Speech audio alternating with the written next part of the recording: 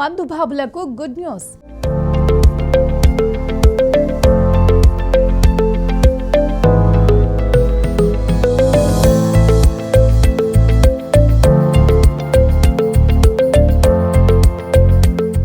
కొత్త సంవత్సరం వస్తుందంటే అందరిలో పండుగ వాతావరణం నెలకొంది.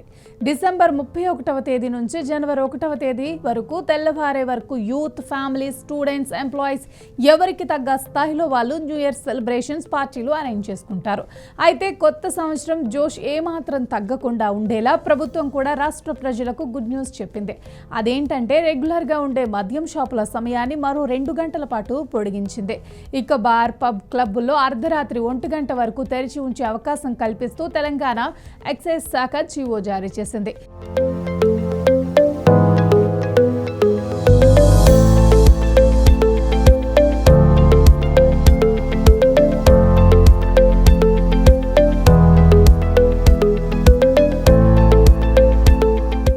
ఇక విషయంలోకి వెళ్తే నూతన సంవత్సరం 2026 వేడుకల సందర్భంగా తెలంగాణ ప్రభుత్వం మద్యం విక్రయదారులు, వినియోగదారులకు ఊరటనిచ్చేలా కీలక నిర్ణయం తీసుకుంది. డిసెంబర్ 31వ తేదీన రాష్ట్ర వ్యాప్తంగా పండుగ వాతావరణం నెలకొనే అవకాశం ఉన్నందున మద్యం విక్రయాల వేళలను పొడిగిస్తూ ఎక్సైజ్ శాఖ ప్రత్యేక జీవోను జారీ చేసింది. ఈ ఉత్తర్వుల ప్రకారం రాష్ట్రంలోని అన్ని వైన్ షాపులు డిసెంబర్ 31వ తేదీ అర్ధరాత్రి 12 గంటల వరకు అమ్మకాలు జరుపుకోవటానికి ప్రభుత్వం వెసులుబాటు కల్పించింది. ఇక బార్లు, క్లబ్లు, టూరిజం ప్రాంతాల్లోని హోటళ్లు, అలాగే ప్రత్యేకంగా అనుమతి పొందిన ఈవెంట్ నిర్వాహకులకు రాత్రి 1 గంట వరకు మద్యం సరఫరా చేయడానికి, సేవించడానికి అనుమతినిచ్చారు. ఈ నిర్ణయం వల్ల నూతన సంవత్సర వేడుకలు జరుపుకునే వారికి మరింత ఉత్సాహం కలగటమే కాకుండా వ్యాపార వర్గాలకు కూడా ఇది పెద్ద ఊరటగా మారింది.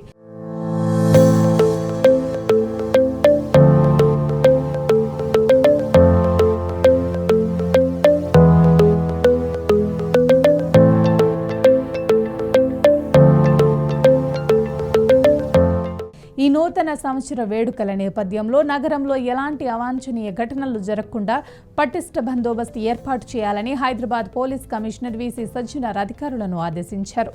ఎవరైనా నిబంధనలు ఉల్లంఘించి హద్దు మీరితే కఠిన చర్యలు తప్పవని హెచ్చరించారు. బంజారాహిల్స్లోని Telangana integrated command control centre TGICCలో మంగళవారం రోజున సజ్జనార్ క్రిస్మస్, న్యూ ఇయర్ వేడుకల నేపథ్యంలో బందోబస్తుపై క్షేత్రస్థాయి అధికారులతో వీడియో కాన్ఫరెన్స్ నిర్వహించారు.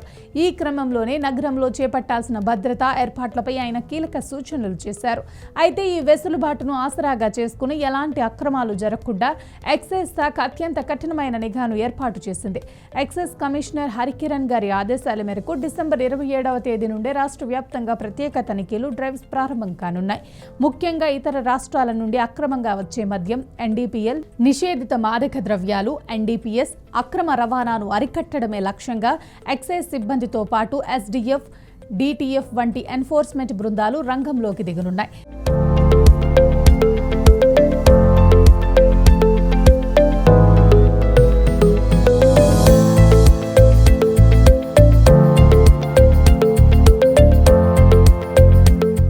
ఇక డిసెంబర్ 27 నుంచి 29 వరకు ముమ్మరంగా దాడులు నిర్వహించి అనుమానిత ప్రాంతాలను గాలిస్తామని అధికారులు స్పష్టం చేశారు.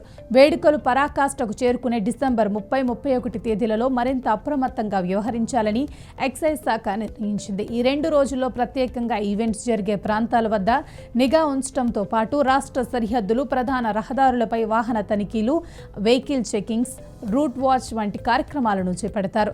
నాన్ డ్యూటీ మద్యం అమ్మకాలను పూర్తిగా అరికట్టడానికి, రాష్ట్రానికి అక్రమంగా లిక్కర్ రాకుండా చూడటానికి అన్ని రకాల చర్యలు తీసుకుంటున్నామని ఎక్సైజ్ డైరెక్టర్ వెల్లడించారు. ప్రజలు నిబంధనలకు లోబడి శాంతియుతంగా వేడుకలు జరుపుకోవాలని, ఎక్కడైనా చట్ట విరుద్ధంగా మద్యం విక్రయాలు జరిగినా లేదా డ్రగ్స్ వంటి అక్రమాలు కనిపించినా కఠిన చర్యలు తప్పవని ప్రభుత్వం హెచ్చరించింది. ఇక డిసెంబర్ 31 రాత్రి నగర వ్యాప్తంగా 100 ప్రాంతాల్లో డ్రంక్ అండ్ డ్రైవ్ తనిఖీలు చేపడతామని సిపి తెలిపారు.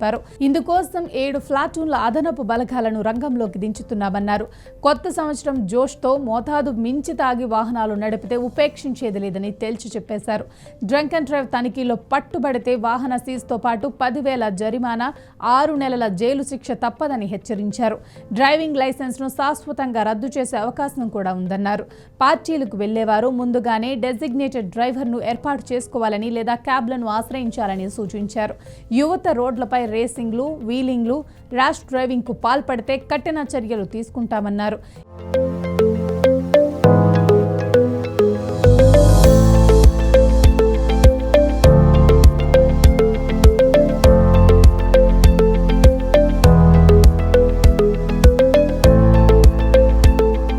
ఇక ఈ లిక్కర్ వల్ల ప్రభుత్వానికి ఏడాది ఎన్ని వేల కోట్లు వస్తున్నాయో మీకు తెలుసా? తలసరి మద్యం వినియోగంలో తెలంగాణ రాష్ట్రం దక్షిణాదిలో అగ్రస్థానంలో నిలిచింది. ఒక్కొక్కరు ఏడాదికి సగటున 11,351 మద్యం కోసమే ఖర్చు చేస్తున్నట్లు లెక్కలు చూపిస్తున్నాయి. ఇక లిక్కర్ సేల్స్ ద్వారా తెలంగాణకు ఏటా 36,000 కోట్లకు పైగా ఆదాయం సమకూరుతోంది. పట్టణాల కంటే గ్రామీణ ప్రాంతాల్లోనే ఆల్కహాల్ ఉపయోగించే వారి సంఖ్య ఎక్కువగా ఉన్నట్లు తేలింది. అధిక మొత్తంలో ఆల్కహాల్ వినియోగంతో ఆరోగ్య, సామాజిక సమస్యలపై నిపుణులు ఆందోళన చెందుతున్నారు. దేశంలోనే లిక్కర్ క్యాపిటల్గా తెలంగాణ మారింది. ఏడాదికి సగటు తలసరి ఆల్కహాల్ వినియోగం 4.44 లీటర్లుగా ఉండగా కర్ణాటకలో 4.25 లీటర్లు, తమిళనాడులో 3.38 లీటర్లు తర్వాతి స్థానాల్లో ఉన్నాయి. ఏపీ 2.71 లీటర్లతో 4వ స్థానంలో ఉండగా కేరళ 2.53 లీటర్లతో చివరిలో నిలిచింది. తెలంగాణలో ముఖ్యంగా బీరు వినియోగం గతేడాది కాలంలో అనూహ్యంగా పెరిగింది. వేసవికే పరిమితం కాకుండా ఏడాది పొడవునా బీరు వినియోగం సాగుతోంది. ఒక్కొక్కరు ఏడాదికి సగటున 11,351 మద్యం కొనుగోలుకు ఖర్చు చేస్తున్నారు. ఇది దేశంలోనే అత్యధికం. అదే సమయంలో ఏపీలో సగటు వ్యక్తి ఏడాదికి 6,399 మాత్రమే ఖర్చు చేస్తున్నాడు.